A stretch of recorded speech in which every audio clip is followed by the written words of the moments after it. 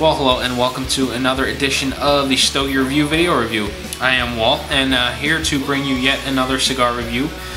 If you're unfamiliar with Stogie Review, Jerry, Brian, and I typically do one cigar review a week each. And if you're, well, depending on the week, all three of us or one of us may produce some sort of video.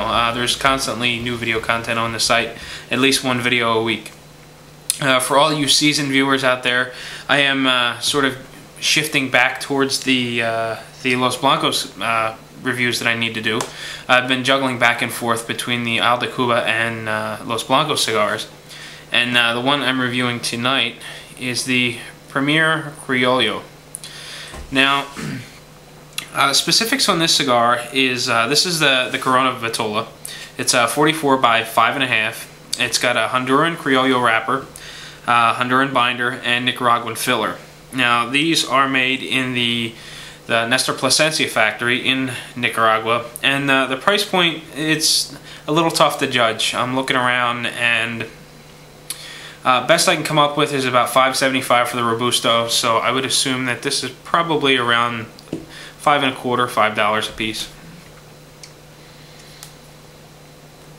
Now, just like on the Premier Maduro, if you head on over to losblancos.com, you'll see that they have a listing of all their cigars, and within that listing they have this scale which runs 1 to 10, and it gives you a general idea where their cigar is going to fall on that strength scale. The Criollo is a 7 on that strength scale, and I think the Maduro was a 5. So I expect this one to have a little bit more body, just by doing that little bit of research.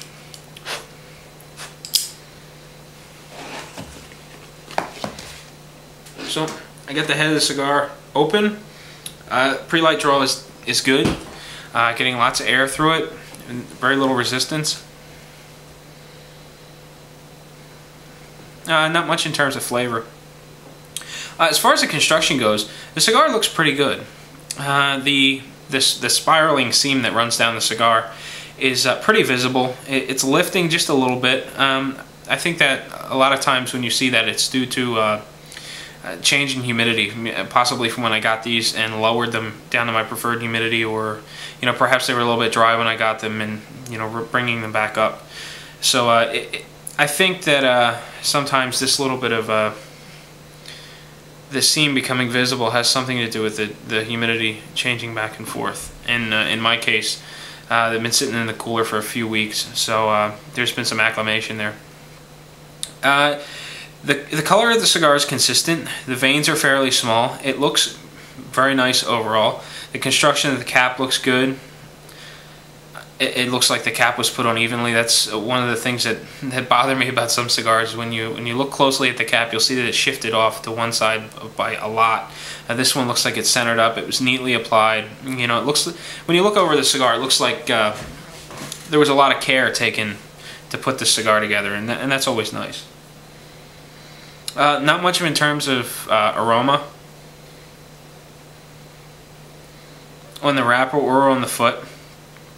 Fairly bland pre-light draw. So with that said, I'm going to get my cigar lit, and while I do that, just like the Premier Maduros, these come in boxes of 24, and there are a variety of sizes available. From the looks of it, the entire Premier line is available in the same sizes. So you've got the big 60 by 6, you've got a Churchill Tubo, Double Corona, Torpedo, Toro, Corona, Robusto, and the Corona. And the 60 ring gauge is the 60, I think that's how you pronounce that. So far we've got the general rundown of the cigar, got a little bit of information about it, and I'm getting it lit, so try not to bore you too much. As I mentioned, these cigars are made in the Nestor Plasencia factory in the Segovia factory. It looks like I'm probably butchering these Spanish words. And the factory has a nickname of the Cathedral, and it's due to very large stained glass windows, exposed wood beams. It's got a very rustic and and sort of a cathedral look to it, obviously with the stained glass windows. So it's picked up that nickname, and this particular factory has a reputation for being having very tight quality control standpoints or standards, more so than some of the other factories. So it's pretty interesting just to read a little bit about that factory, which I really didn't know anything about until I started looking into the Los Blancos cigars.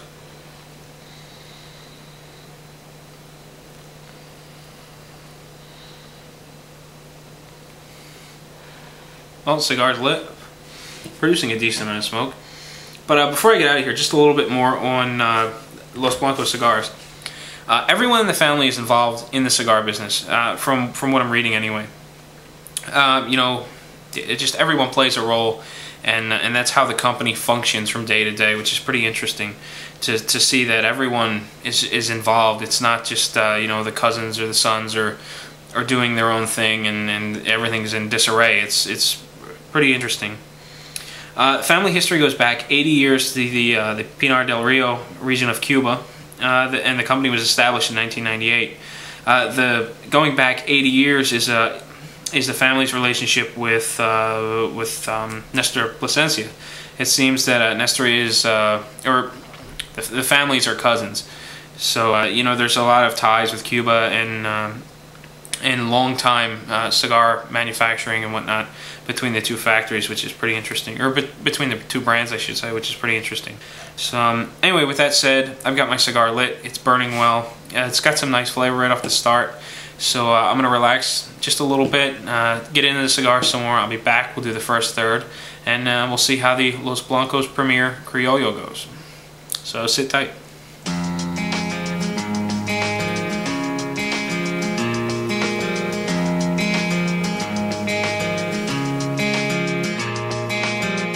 It was a perfect house in a quiet part of town. 2 kids, a swimming pool and a dog. 3 cars and a double garage. Past dinner he would get home, stressed out from the day. So it's been about 30 minutes now, and I'm plugging right along on my Los Blancos Premier Criollo. If I had to guess, I would think I'm about 1.5 inches into the cigar, perhaps. So far, the cigar's doing pretty good. I've got a little bit of an issue with the burn line, or actually with the burning characteristics of the cigar. The burn line itself is a little heavy. It's actually correcting quite a bit right now and doesn't look half bad. Earlier on, it was showing a little bit of a blistering effect around the foot. Aside from that, the appearance was nice. You know, the ash had a nice light color to it, had a nice compact form. But the downside with the ash was that it's fairly weak. It doesn't take much to knock it off the cigar. And it probably has a lot to do with the fact that it's only a 44 ring gauge. And, well, for example, in between these clips, I take pictures of the cigar. Obviously, you're aware of that because you just saw a few of them before I turned the camera back on. After I took the one picture, I had the cigar in my mouth and I was sitting back down at my laptop, and sure enough, I had an ash just abruptly drop, you know, mid-keyboard. So it doesn't take much to knock the ash off the foot of the cigar. Just a little bit of extra movement is all it takes. Once the ash gets about a 1/2 inch, maybe 3/4 of an inch long, I'm just keeping an eye on it and forcing it off. Again, it doesn't take much. Body starts off medium, and it pretty much stays medium throughout the first third. It does a nice job of coating the palate without being too much, and I don't mean too much in a sense that it's full, but sometimes cigars will give me the impression that they're medium body, but they're sort of I don't know, they're a little rough. I'm not getting that with this cigar at all. The finish is nice and crisp. After I expel the smoke out of my mouth, it lingers for very little time, and then I get this nice crisp feel, which is, it's nice, and it sort of gets me ready for the next puff. As far as the flavor goes, I'm getting what reminds me of that really nice Corojo tobacco flavor that I enjoy, and it probably has everything to do with the Criollo wrapper, as they are very similar. Actually, I think if I remember correctly, the Criollo wrapper is a hybrid of Corojo, which is a little more resilient to some of the diseases that are prone to Corojo. So I'm assuming that's where the flavor is coming from, or this Corojo-like flavor, or this very similar to Corojo flavor that I'm getting. And it's very nice, and I'm a sucker for Corojo cigars, so this one's doing very well already, just in the fact that it tastes like a lot of the Corojo flavors that I enjoy, or a lot of the Corojo cigars that I enjoy. The only downside is I'm getting a little bit of a soapy flavor afterwards. After the Corojo flavor begins to fade, I get this a little bit of a soapy flavor. It doesn't last long, which is nice, but it's not very pleasant. I'm more than willing to deal with this little bit of a soapiness for the other flavors that are going on. And unfortunately, as I said, it doesn't last very long.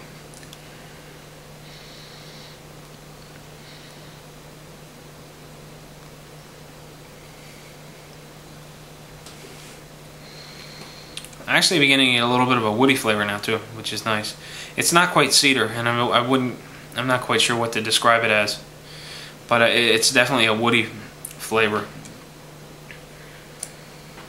And anyway, the draw is good. There's a little bit of resistance to it. It might be a little bit more loose than I generally prefer, but it's not bad. The cigar stays cool, produces lots of smoke.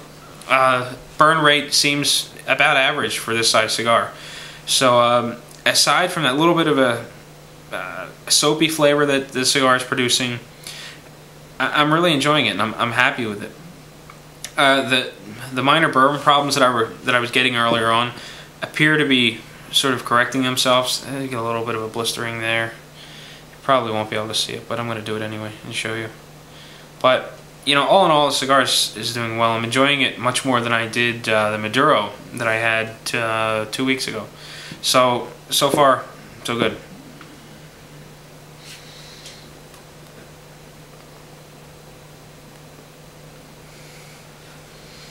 And after I got the cigar lit, I decided that I wasn't going to pair it up with water, which is generally what I pair up cigars with. This is my third, so I decided to go with some bourbon that Ace mentioned on the fan forums. If you haven't been over to the fan forums, definitely check him out. There's a lot of different discussion going on. And in one of the threads, I had mentioned that Scotch gets very expensive, and I was looking for a less expensive alternative. And Ace had mentioned a few single barrel bourbons. So I picked one up over the weekend, and it's actually Eagle Rare, aged 10 years I think, single barrel bourbon. Runs about $25 a bottle. It's very, very aromatic, which is surprising, because as soon as you taste it, the first thing that came into my mind was, wow, it smells like it has so much more flavor than it tastes like. So it's kind of interesting. It does have flavor, but nowhere near what you would think from the aroma. So anyway, so far it's pairing up pretty well with my my Los Blancos Premier Criollo. So with that said, enjoy some more pictures, a little bit of music. I'll be right back, and we'll get started on the second third.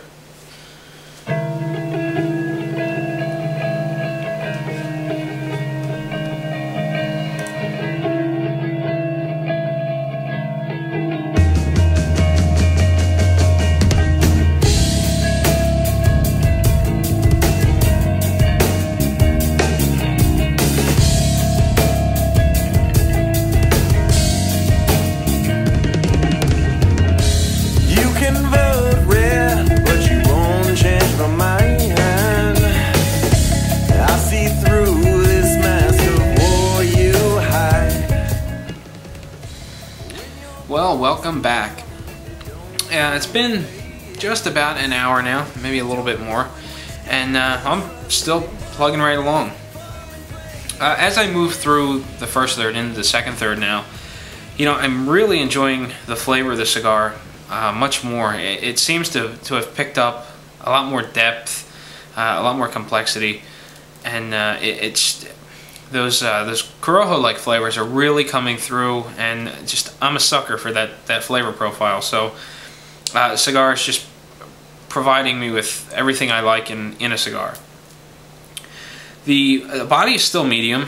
I would say though that I think it could be a little fuller, and I think it might complement that Corojo-like flavor a bit more, at least for my preference anyway. But you know, I really don't have any complaints about the medium body. It hasn't changed much throughout. If anything, it's progressed just a little bit. Finish is working its way towards being creamy, which is really nice. I really enjoyed that sort of crisp flavor, or that crisp feeling, which I'm still getting as it's beginning to fade as this creaminess is beginning to press on. Of the two, I prefer the creamy texture. You know, the creamy texture, medium body, nice, rich, complex Corojo flavors. It's just it's making for a very enjoyable smoke. In terms of the burn line, the burn rate, and all that, the burning characteristics, it's kind of funny. I start typing up part of the review because I'm multitasking here. In between clips, I'm taking notes and whatnot. And as I'm typing stuff up, I'm getting this blistering line around the cigar. It's not too bad, but there's a definite blister to the wrapper. And then as soon as I turn the camera on, take a couple more puffs, it looks good again. So it's back and forth. I'm getting a little bit of blistering, and then it goes away, and then comes back again, goes away, and whatnot. Burn line itself is fairly thin. It's nice and dark. It's got a nice oily sheen to it. You know, when you just hold the cigar and rotate it, it's got this nice glossy black ring. A little wavy, but really not bad at all. Burn rate is about average. Like I said, I've been at this for just over an hour, and being a slow smoker, this seems about right to me. I don't feel rushed. I don't feel like the cigar is taking longer than it should. It just feels like a nice, smooth, you know, easygoing cigar, which I'm enjoying. So I think that about does it for my notes. I don't have anything else I wanted to add in. Oh yeah, the woody flavor that I was getting before, it's starting to pick up a little bit more, and it still presents itself as a secondary flavor. And what I mean by that is, you take a puff of the cigar.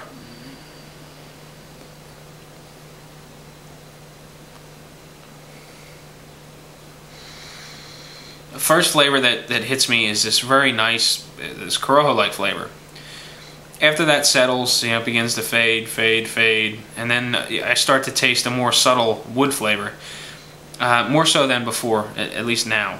And this wood flavor, I still can't put my finger on it. It doesn't taste like cedar, and but it's definitely wood, and I'm not quite sure what it is. The smoke is beginning to get a little bothersome. It's getting a little heavy, and it's enough to sort of make your nose pucker up a little bit, just from the. It's got a little bit of an acrid aroma to it, but you know, it doesn't seem overly offensive when I'm sitting in the room. It's just when I get a little bit of smoke in my face, it kind of irritates a little bit. Aside from that, so far so good. If I had to pick one of the Premier cigars that I prefer, I had the Connecticut, but I'm going to leave that out until the review, obviously. But out of the Maduro and the Criollo, I'm really enjoying the Criollo much better than I did the Maduro. So there you have it. Again, some more pictures are going to pop up. A little bit of music courtesy of PodSafeMusicNetwork.com, and I'll be back, do the final third, wrap up the review, and let you be on your way.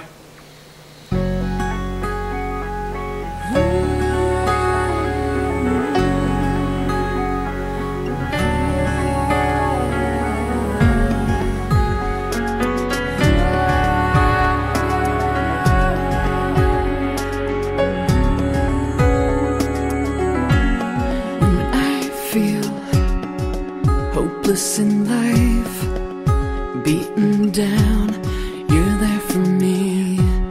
When I see darkness and light, take me from my misery.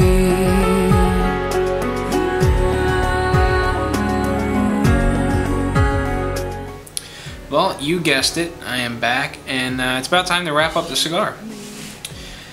Not a whole lot of change from the second third to the final third. The body has been consistent throughout. If anything, it's progressed slightly. Finish is now nice and creamy, and it accents the flavors very nicely. That rich Corojo-like flavor that I was getting throughout the entire cigar, it just picks up this complexity and depth as I go along. You know, as the cigar gets shorter and shorter, this Corojo flavor just really kicks in. It just gets very thick and dense, and I enjoy it very much. And like I mentioned, you know, I'm a sucker for a good Corojo cigar, so this one is just, it's really suited for my flavor profile, so it's no wonder why I like it as much as I do. The woody flavor that I was getting earlier on, it's now beginning to transition into a flavor that definitely tastes like cedar. And the cigar is beginning to put off an aroma that reminds me of opening a cigar box. You know, open a cigar box for the first time, you get hit in the face with this nice tobacco and cedar aroma. And that's really what I'm getting out of the cigar, and it's very nice. That little bit of a soapy flavor that I was getting earlier on, it's sort of faded out in second third, and I'm getting another unpleasant flavor that's beginning to come back into the picture, and it's sort of like a grassy flavor. It doesn't really hinder the smoke at all. I don't find it appealing. It just seems like something that shouldn't be there, just a little something that doesn't belong, that I could really do without. But aside from that, I really like the flavor profile. I could do without that little bit of a grassy flavor, but again, it's minute in comparison to the rich Corojo flavor. The burn line of the cigar has finally stopped bubbling. I would say it's thin and even at this point, although it looks a little wavy on camera. That's well within reason. I'm perfectly fine with that little bit of waviness. It's acceptable as far as I'm concerned. Ash color is light. It's got a very nice look to it. It's firm, compacted, but just as before, it's very weak. I actually had another chunk of ash fall, you know, right in front of me. So, you know, I really have to keep an eye on the cigar. I can't let the ash develop too much, otherwise it may wind up all over my laptop again. Burn rate of the cigar, again, it's about average. It just feels right. I'm at an hour and a half now. I don't feel like I'm smoking too fast. It doesn't feel like a cigar's taking too long. Draws a little loose for my preference, but it provides a cool smoke that's very dense and flavorful. And you know, again, even with that little bit of a loose draw, the cigar isn't getting hot. It's not warm on the fingers. It's not hot when I, you know, draw on it. So the cigar feels like it's constructed very well, and I'm very happy with that. As far as, you know, my overall impression of the cigar,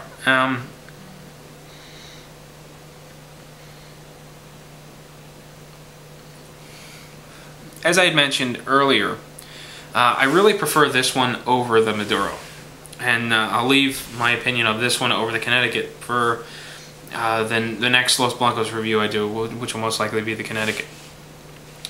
But, you know, of the two, you know, I think this one, it just is packed with flavor. The body is just right. It suits me very well, whereas the other one just wasn't quite what I prefer in a cigar. So I would recommend this to anyone that was looking for a medium-bodied Corojo cigar, or not a Corojo cigar, but a cigar that's going to provide those Corojo flavors, much like you're going to get out of a Camacho or something, but it's toned way down.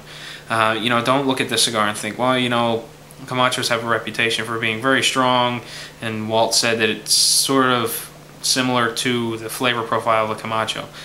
You know, it's sort of blowing out of proportion a little bit. This is much milder.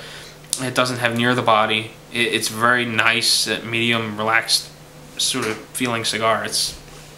I like them, and I'd recommend picking them up if you had the opportunity. The price point, like I said, I think it's about $5. I think it's fair. Distribution on these cigars isn't nearly as big as a lot of the other cigars, so I think you're going to pay a little bit of a premium for that, and I think that's acceptable. There's nothing wrong with that. About $5 for a Corona, it's a decent value.